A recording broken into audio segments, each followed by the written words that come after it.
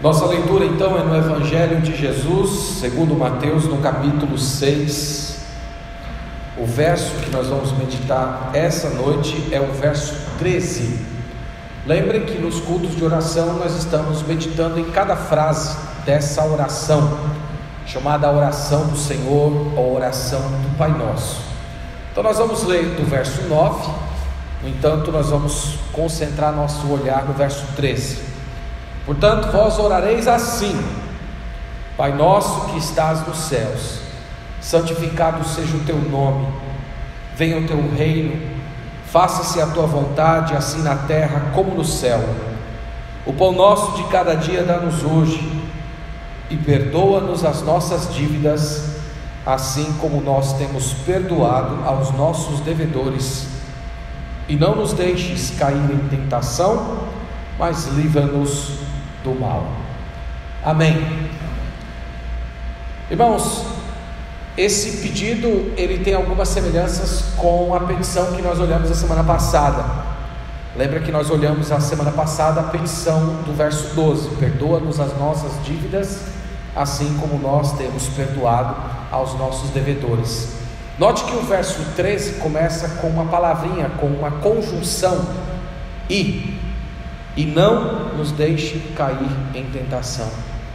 É como se o Senhor Jesus quisesse mostrar que esse pedido ele está conectado ao pedido anterior. O pedido anterior, como já lemos, é o pedido de perdão, perdoar os nossos pecados, assim como nós perdoamos as pessoas que nos dizem, que nos ofendem. Então é como se a união entre essas duas petições fosse mais ou menos a seguinte: no verso 12, perdoa-nos as nossas dívidas, é um pedido por justificação, é um pedido para que Deus não leve em conta os nossos pecados, é um pedido para que Ele nos liberte da culpa, das punições que normalmente o pecado acarreta sobre nós. O pedido do verso 12 é um pedido que olha para a cruz, é um pedido que olha para o nosso Salvador crucificado e lembra que Ele morreu por todos os nossos pecados. Já o verso 13 é um pedido por santificação. Então quando nós oramos assim: e não nos deixe cair em tentação, nós estamos pedindo, suplicando a graça de Deus para nós não tropeçarmos nos pecados que já foram perdoados por Deus, no versículo 12. Então aqui está a conexão entre as duas orações. No verso 12 você está pedindo perdão pelos seus pecados, e no verso 12 você está clamando, ou melhor, no verso 13 você está clamando ao Senhor para que Ele não deixe você viver tropeçando a vida inteira nos mesmos pecados. Então, na linguagem do apóstolo Paulo, isso aqui seria mortificar a carne. Você está pedindo para o Senhor despertar sua fé, vivificar seu espírito, para que você não tropece na tentação. Então nós queremos olhar esse pedido, e eu queria lembrar vocês algumas ideias que nós podemos retomar dessa passagem e sermos edificados a partir dela. A primeira ideia, irmãos, que eu quero dividir com vocês nessa passagem é que quando Jesus nos ensinou a orar e não nos deixe cair em tentação, Ele está nos recordando que Deus não tenta ninguém. Deus não é o responsável por nossas tentações, no sentido de que Deus não infunde o mal em ninguém. Deus não tem qualquer participação no nosso pecado. Deus ele não nos coloca em certas situações da vida em que nós olhamos para nós mesmos e dissemos assim: é impossível não pecar, é impossível não tropeçar nisso aqui. Você já escutou alguém dizendo assim: olha, eu posso suportar qualquer coisa, mas isso aqui eu não suporto. Se eu for colocado diante dessa situação, eu vou reagir dessa maneira, eu vou fazer dessa maneira, como se fosse inevitável o pecado. Jesus, quando está nos ensinando, não nos deixe cair em tentação, Ele está nos recordando isso. Deus não tenta ninguém, Deus não infunde o mal no nosso coração, e Deus não permite também que nós sejamos colocados em certas situações a qual o pecado é inevitável. Isso vai ser repetido pelo Tiago no final do Novo Testamento. Tiago capítulo 1 verso 13, lembra ele dizendo: ninguém ao ser tentado diga: sou tentado por Deus, porque Deus a ninguém tenta, ele não pode ser tentado pelo mal. Pelo contrário, cada um é tentado segundo a sua própria cobiça, quando esta o atrai e o seduz. Então, essa é uma verdade sobre esse versículo. E uma outra coisa, irmãos, que é reinante na história das Escrituras, é que o ser humano sempre procura desculpar o seu pecado nos outros. Ele tem dificuldade em assumir o seu próprio pecado. Isso começou com Adão no Éden, ele dizendo: Senhor, a mulher que tu me deste foi essa que me levou ao pecado. Então, meus irmãos, Deus não tenta ninguém. E aqui há uma distinção que é importante nas Sagradas Escrituras. Às vezes é uma distinção mais conceitual, mas ela é importante, que é você distinguir entre provação e tentação. Deus prova os seus filhos, mas Deus não tenta os seus filhos. O que é provar? Provar é colocar sob o teste. O objetivo da provação é despertar sua fé, é fazer você confiar mais no Senhor, é você se aproximar mais dele, é você aprender a amá-lo e a adorá-lo ainda mais. É só lembrar do caso de Abraão e Isaque. Gênesis capítulo 22 versículo 1 diz que Deus colocou Abraão à prova, dizendo: vai lá e sacrifica o teu filho a mim. Mas vocês sabem que o objetivo de Deus não era que aquele menino fosse morto, mas era aproximar Abraão ainda mais do Senhor. Isso é aprovação, isso vem do Senhor, isso é permitido pelo Senhor. No entanto, existe a tentação.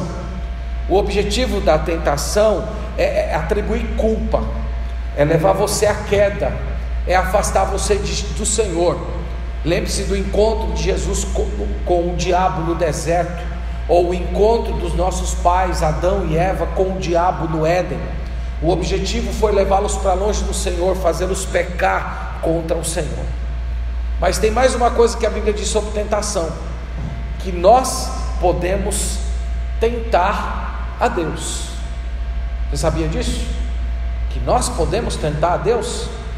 Lembra quando o diabo falou: lança-te daí abaixo, porque está escrito que aos seus anjos dará ordem aos seus respeitos, e eles se sustentarão pelas mãos, para você não tropeçar em nenhuma pedra. O que Jesus respondeu para ele? Não tentarás o Senhor teu Deus. No Salmo 78 diz que Israel tentou Deus no deserto. Nós podemos tentar a Deus. Nós podemos tentar a Deus quando nós colocamos Deus numa certa posição em que ele se torna meio que obrigado a fazer alguma coisa por nós. Ou nós podemos tentar a Deus no sentido de provocá-lo, como Israel fez com ele no deserto, provocando a sua ira, provocando o seu desgosto, provocando a sua indignação. Então, essa é a primeira verdade que eu quero mostrar para vocês nessa passagem. E tem uma outra questão que esse texto ensina, quando ele diz assim: e não nos deixes cair em tentação. É para nos lembrar, irmãos, que às vezes Deus permite que nós sejamos tentados. Deus não impede que a tentação aconteça. Em Mateus capítulo 4 diz que foi o Espírito Santo que levou Jesus ao deserto para ser tentado. Então Deus foi um agente muito importante no episódio em que Jesus foi tentado. Então Deus permite que a gente seja tentado. E vocês sabem muito bem que nós temos 3 fontes de tentação nesse mundo, que é a carne, o diabo e o próprio mundo. Essas 3 coisas estão tentando a gente. E por que Deus permite que o seu povo seja tentado? Tem algumas ideias sobre isso na Bíblia. Olha comigo 2 Crônicas capítulo 32. Ali nós temos uma situação em que um certo rei de Israel, ele foi tentado, e Deus permitiu essa tentação dele para que fosse revelado algo nele. Então 2 Crônicas capítulo 32, o verso é 31, aqui está falando do rei Ezequias.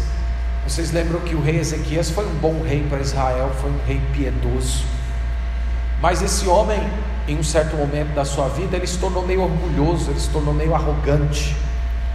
E aí no capítulo 32 do segundo livro das Crônicas, no versículo 31, falando dele, diz assim: contudo, quando os embaixadores dos príncipes da Babilônia lhe foram enviados para se informarem do prodígio que se dera naquela terra, Deus o desamparou para prová-lo e fazê-lo conhecer tudo o que lhe estava no coração.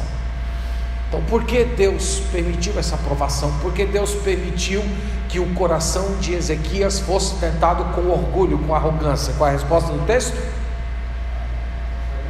Para que fosse manifestado o que estava dentro dele. Você já parou para pensar nisso?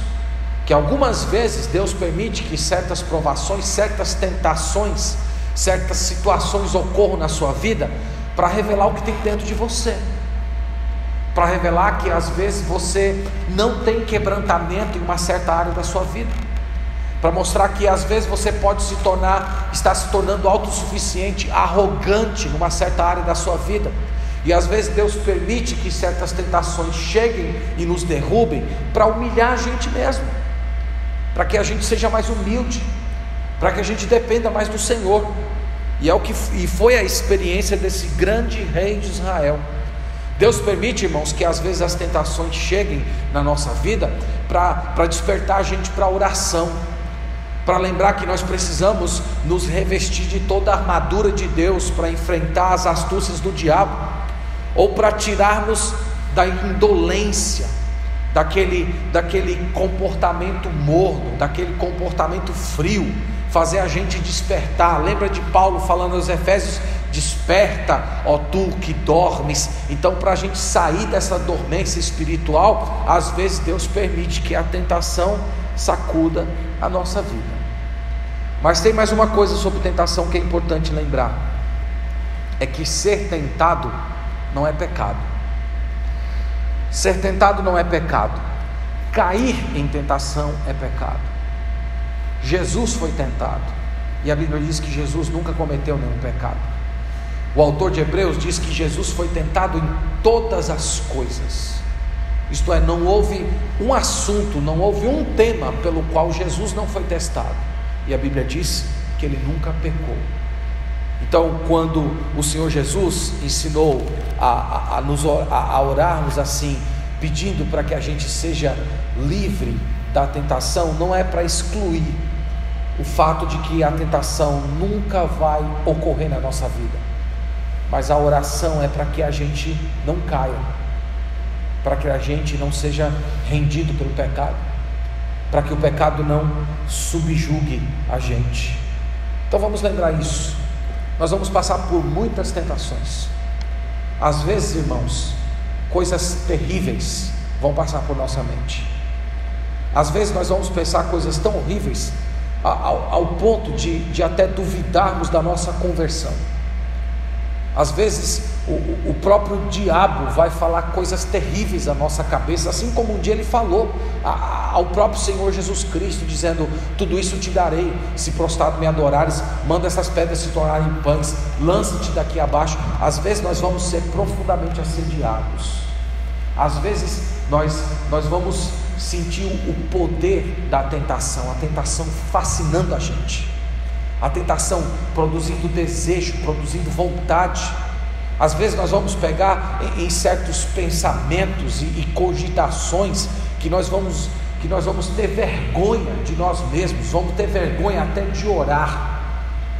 Vamos lembrar que a vida cristã é assim. Vida cristã não significa nunca ser tentado, mas significa nunca se dobrar à tentação. Vamos lembrar, irmãos, que Deus prometeu que a tentação virá, mas ela nunca virá de uma maneira que seja acima das nossas forças. Isso está em 1 Coríntios 10:31. Não vos veio tentação que não fosse humana. É 10:13, né? Não é 31 não.